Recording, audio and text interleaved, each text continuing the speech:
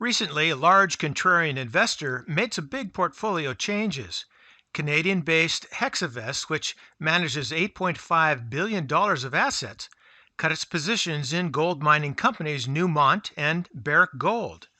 Also in the same quarter, Hexavest began a position in slumping Wells Fargo stock. So this brings up an interesting situation, and that is, I've not been able to clearly explain to viewers that a great way to make large profits is to move from a big winner to an upcoming opportunity and move from wave to wave. Now understand that this has to be well planned because you don't want to cut your winners too short, missing out on further profits, and you certainly don't want to move into a slumping stock too early just to ride that stock down further. So let's take a look at the moves by Hexavest.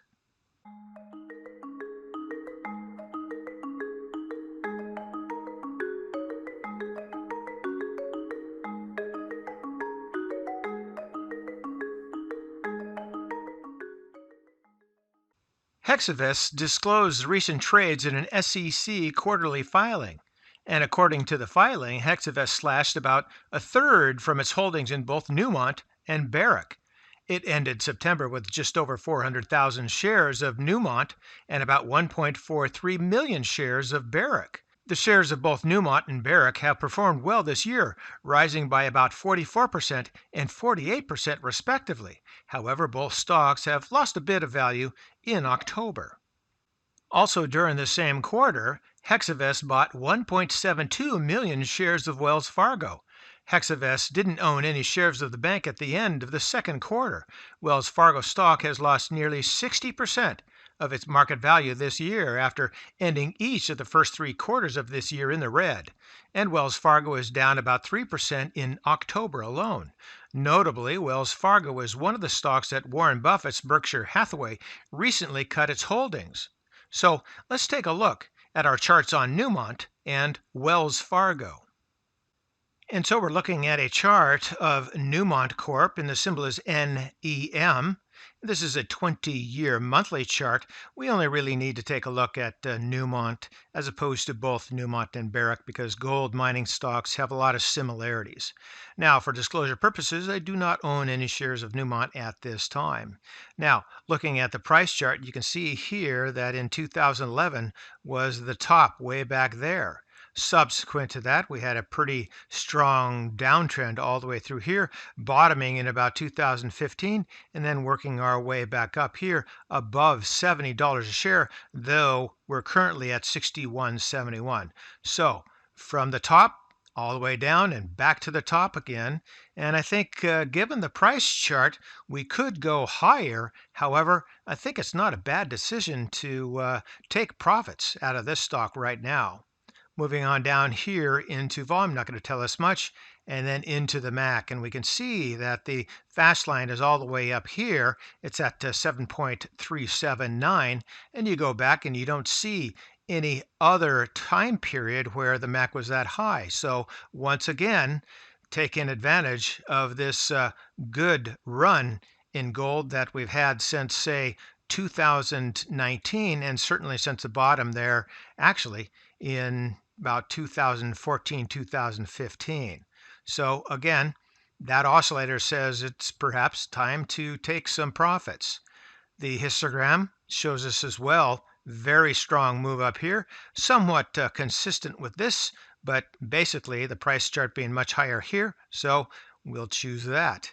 Into the price rate of change, again, like some of the other oscillators, the big move on the way up here, and this is a peak. We haven't seen a peak that high in this entire chart, so another oscillator says time to go. You can see the same thing in the RSI. Stochastics is not going to give you much in this kind of analysis, nor is the Williams, but they both show that the market has been pretty strong and we've been up here for a while, so time is not necessarily on the side of the gold holders.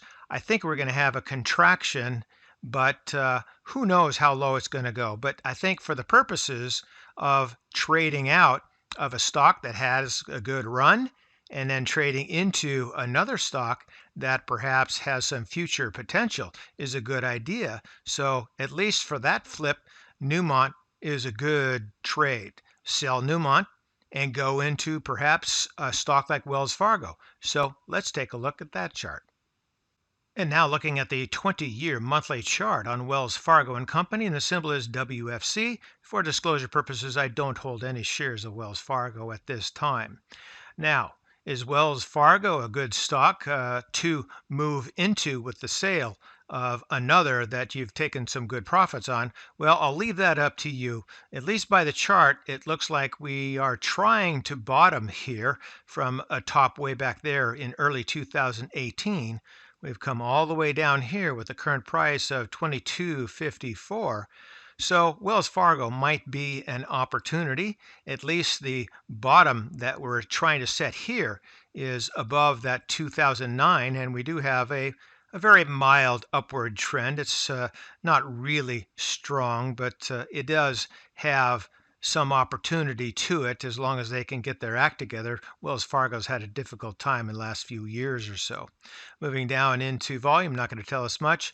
Here in the MAC, you can see that there's still a pretty good difference between the fast line and the slow line, so we may have to trade sideways with some volatility here for a while. So it might be a little early getting into Wells Fargo, but at least for purposes of how far the chart has gone down, we don't see any plunge down this low even in 2009. So you're definitely bottom fishing here. You just don't want to catch a falling knife. Now here into histogram, you pretty much see the same thing. Again, price rate of change looks like it wants to try to bottom in there. It's going to take a little bit more time before I think a bottom would be set, at least convincing bottom. Here into the RSI as well, same thing. And again, stochastics and the Williams, all showing pretty much the same thing, that the stock is heading down, and it looks like there's a little bit more time, so picking up Wells Fargo at this time might be a bit premature.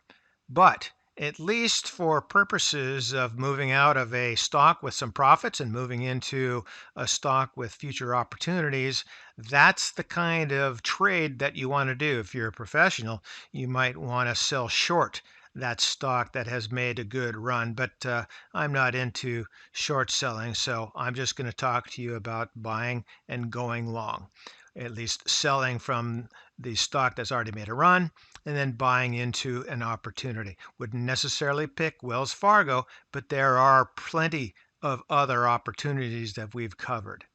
And as usual, conduct your fundamental analysis. And for today, that's ChewDog Charts. Thank you.